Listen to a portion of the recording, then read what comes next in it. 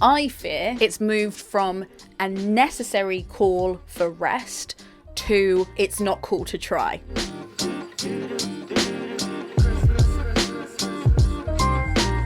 Is leaving toxic hustle culture as simple as leaving your office job or leaving a structured work environment? What is hustle culture at all? Do I say culture? Weird. Culture. And do I even want to leave hustle culture? These are questions I've been asking myself since I quit my job dramatically during the pandemic to live my best freelance artsy life. And recently I've been reflecting on not even the lessons that I've learned since being freelance, but just the perpetual questions I have. So I thought I would brain dump on you today, out my thoughts, aided of course by some trusty books, and talk to you a little bit about the confusions I have around the various different rhetorics on hustle culture that are on the internet, which ones I agree with, which ones frankly confuse me, and we're just going to get into it. I would love to hear if you are in an office job, or if you're in a retail job or a school job, or you're also a freelancer like me, what your relationship, let's call it a special relationship, which we all know is always toxic, with this idea of hard work versus free labor and exhausting your resources. All of that messiness I would love to hear in the comments, but here are my thoughts. I'm going to tell you 3 of the questions that keep coming up for me that are to me unanswerable, but I think I got closer to answering them while scripting this video, and just some of the little itches that I have yet to iron out. Of course, this is a video essay, so before we delve into the meat, we must define our terms. What is hustle culture? Well, Good Housekeeping, an intellectual source if ever we had one, said that it's a lifestyle where career has become such a priority in your life or the environment you work in that in the other aspects of being human, such as hobbies, family time and self-care, often take a back seat. Forbes says that hustle culture teaches us that there's always more money to make, a bigger title or promotion, and a higher wall to climb. So the first definition is more about what you're deprioritizing, what you're missing out on. Basically boils down to an unbalanced life. And Forbes says it's more about unrealistic ideas of exponential growth. So it's not talking about your daily life balance, but more about your attitude to money and work, that it can always be exponentially more, harder, better, stronger, better, faster, as Kanye West might have said. And I might have been more comfortable quoting him maybe 10 years ago. But here we are. I don't think it's that logical to accept any fixed definition of hustle culture, just because I think it's so new and it's been so misused on the internet, and it's such an old concept as well, or some of the things it's supposed to represent are actually really old concepts, that it's not really something that I think we can concretely define. But I did think that it was interesting that it's always discussed with its sister term, burnout. Now, burnout is something that, again, I think has been used in loads of different ways and sometimes wrongly. I have some videos about that down here. But I've been reading this book, Can't Even, and Helen Peterson, How Millennials Became the Burnout Generation. And she describes burnout thus. Burnout occurs when the distance between the ideal and the possible lived reality becomes too much to bear. Now, I thought that was a bloody brilliant definition because it can be tailored to individual capacity. I think, again, when we talk about hustle culture, everybody has different capacities, not even when we're talking about certain ableist approaches to work, but also just personality-wise, what is good for us, what is not, and what our various responsibilities are in the world. So the distance between the ideal and the possible is what can cause us physical and emotional distress. And what is ideal is something that culture serves up to us. Culture? Why am I saying? Is that weird? Or it's what we internally stubbornly define for ourselves, and that's obviously a movable feast. That's we can change that. That's fixable. And even if our lived reality isn't something that we can alter straight away, it does suggest that burnout is, like most things, something that we have created in the space between our expectations and reality.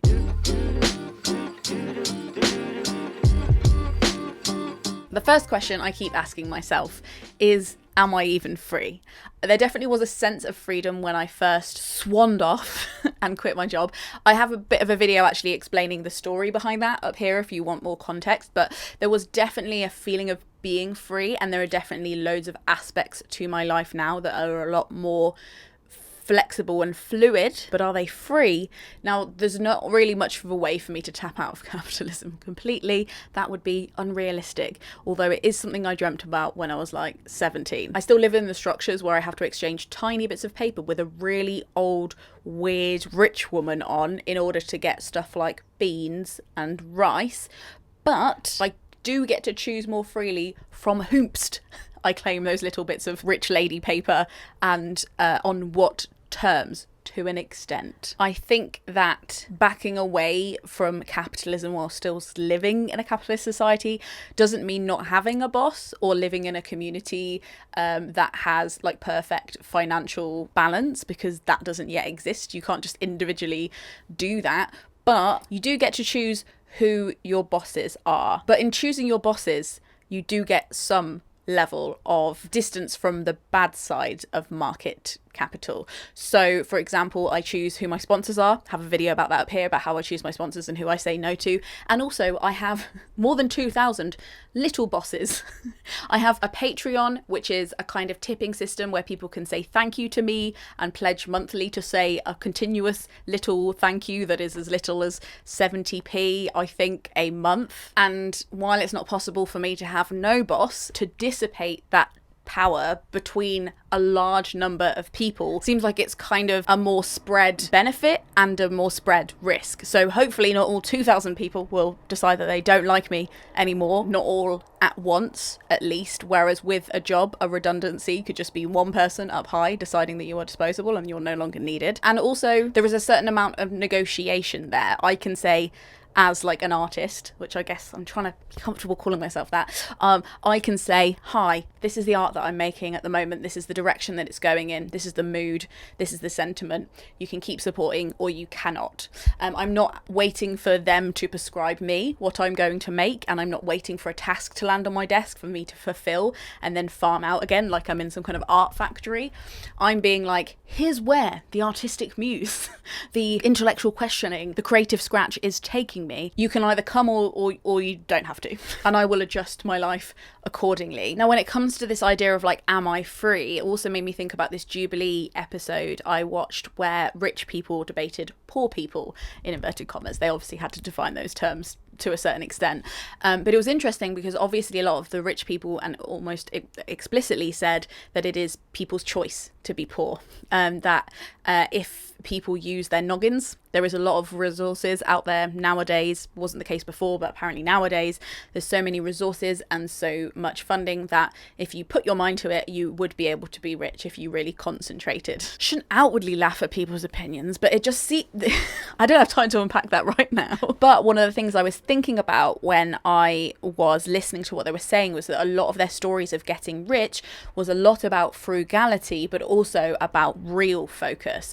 like having a goal to explicitly be rich and to focus only on that. The problem with that is, unless you win the lottery, you are going to slowly become more affluent over time. And I think getting to that mega rich stage involves you turning a blind eye to a lot of things around you. That kind of hyper focus often means that as you climb and as you become more affluent, you are becoming more disconnected from the community around you and making a conscious decision to not spread out that wealth as you climb. And of course, when people are at the top, they love to share. They love it. A little donation here, a little donation there, a little fund set up. But I actually asked myself, like, is it possible to become mega rich if you also want to give people stuff along the way? Am I making any sense? If you put yourself in a lifestyle where there's not many hands coming out to ask for money as you go up, because you're not in those communities, you're not integrated with a large amount of people who aren't experiencing what you're experiencing,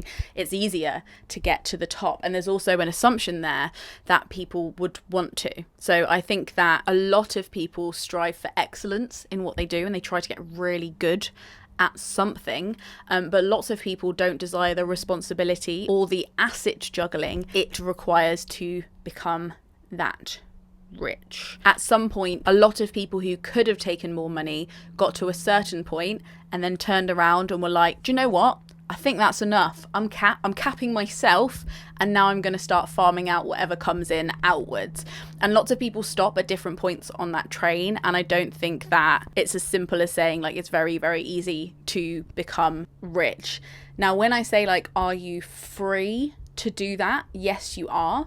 But then I'd also say, to a certain extent, if you are integrated in a community, or you have like a kind of regular eye contact with people who aren't experiencing what you are, I don't feel that I would be free to keep getting richer and richer and richer if I got to a certain level, because it wouldn't feel like a choice. I couldn't physically turn away from those people that might have needed the money more than I did. This is what I'm talking about. You're getting to like maybe £1 million or something. I don't know. $1 jillion. I don't know what the line is, but I feel like for some people it isn't a choice. They aren't free to get as rich as possible because they have a level of empathy and a level of social responsibility that means that it would be physically impossible for them to become a billionaire.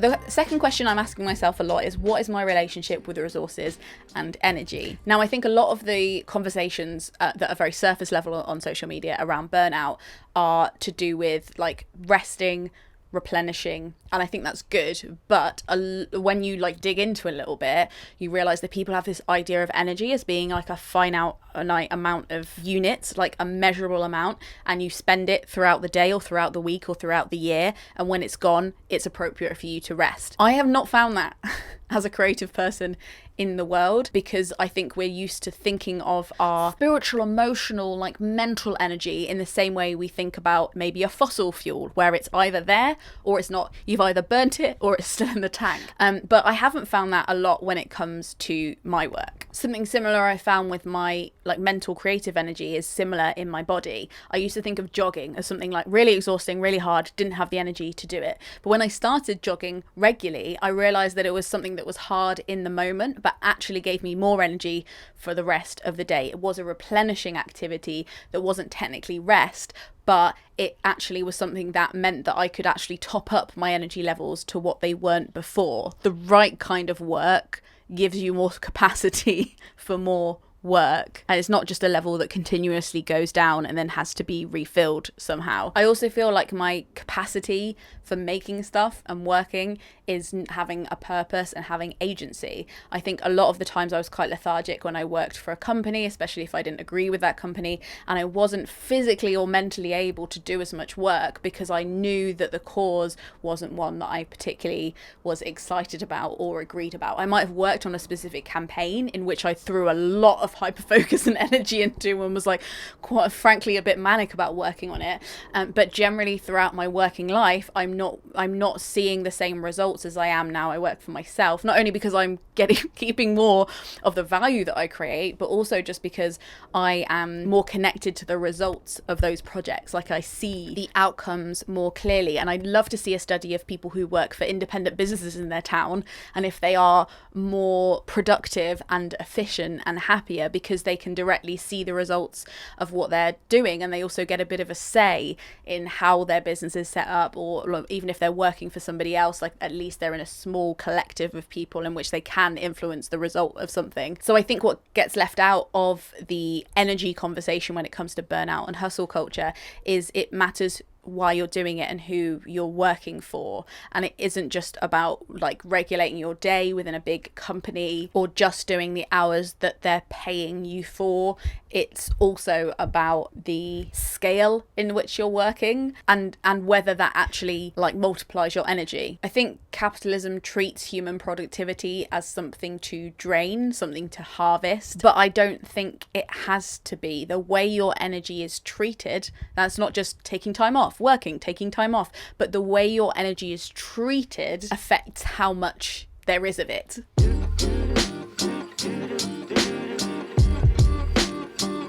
Third question was, is it that bad to work hard? Sometimes I beat myself up for not working hard enough. Classic. That's one of the old favourites from Lena's mental playlist. But I found as well, sometimes, especially because of some of the social media posts and articles I've read about burnout culture, I beat myself up for working too hard, even when I'm not tired and I'm really enthused about what I'm doing, because I feel like I'm not self-caring hard enough and it feels almost like another way to fail. And that got me thinking about the title of a book I have owned for a while called The Happiness of Pursuit, which is a subversion, obviously, of this, like the phrase the pursuit of happiness, and it kind of turns it on its head. I've only read a little bit of this book and I don't know if I'm a massive fan of the whole book, to be honest, but the first few chapters did give me something to think about, and that's this idea of a quest. Not that the end goal is what's going to make you happy, and if you miss it then you're going to be unhappy, but this idea of the pursuit being what is fun and what is good. It says, people have always been captivated by quests. History's earliest stories tend to be epic journeys and grand adventures. Whether the history is African, Asian or European, the plotline is the same. The hero sets off in search of something elusive that has the power to change both their life and the world. In the Judeo-Christian story of creation, Adam and Eve are banished from the Garden of Eden and sent to toil the earth. In the Buddhist story, the question of practice and struggle is emphasized over creation. Sacred texts skip straight to the quest towards enlightenment. The world's best-known literature reflects our desire to hear about struggle and sacrifice in pursuit of a goal. From Aesop's fables to Arabian Nights, many classic stories are about adventure and quests. Now, this idea of a quest over work felt like a word that I've been reaching for a while and couldn't find. And from what I can see, a quest is more about a focus rather than an output, a measurable level of productivity or a certain standard to reach. This guy travelled the world interviewing loads of people who were on quests, whether that was to climb a certain amount of mountains, break a world record, or start a movement, change a law, found a business, and he defines this criteria for what a quest is versus something that's like a task or a job or a career. A quest has a clear goal and a specific endpoint. A quest presents a clear challenge. A quest requires sacrifice of some kind. A quest is often driven by a calling or a sense of mission, and a quest requires a series of small steps and incremental progress towards a goal.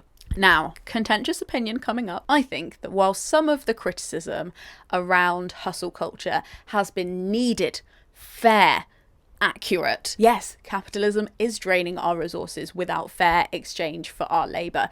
Yes, we are pushed to work hard for very little pay or no pay sometimes, and we should tap out of that sometimes. It is okay to live a life where you just work a little bit and then relax. However, I fear, and maybe this is just the articles and video essays I've read and watched, that the anti-hustle culture videos are straying into the message that is just stop working hard, stop moving towards something, stop focusing on something. It's moved from a necessary call for rest to it's not cool to try. And I heard that before at school. Everybody had that culture at school a little bit, with the popular kids or people that wanted to seem cool. And the cool thing was to not try, to not revise for the test, to not turn up for your detention, to not try. That was to a certain extent embarrassing. And I'd hate for that to happen to the counterculture and creative worlds, where we feel like we're so pushed towards this very narrow idea of self-care that doesn't involve replenishing activities, the creative version of jogging. For me, that's like peripheral reading, doing puzzles, sewing, learning more stuff, going out and meeting people. They're all things that are replenishing activities that in my diary I might look busy. When you look at my body, it's still moving. I am not at rest.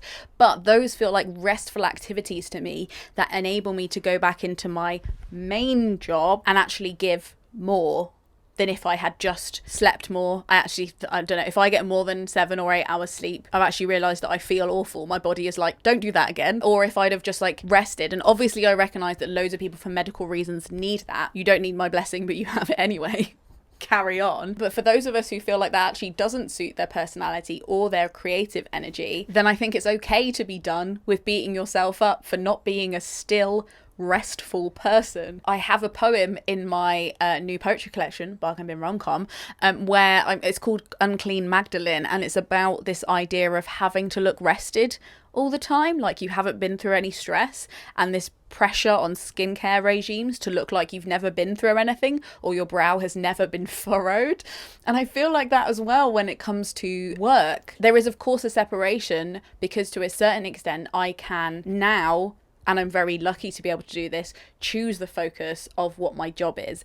And through that, I can then strategize and make money through it. But the core is kind of up to me to a certain extent. And with that, I think comes great responsibility. And it's something that I've been thinking more and more about as I come out of an incredibly stressful period in all of our lives into more reaching towards what my normal life will look like, and realizing that the goal isn't necessarily to work less. It might be to work differently, work more intensely and then have more time off, but that I actually kind of really like getting better at something. And I think that there's something quite bad for your brain about not having a quest or a purpose or a focus that you're allowed to completely invest in.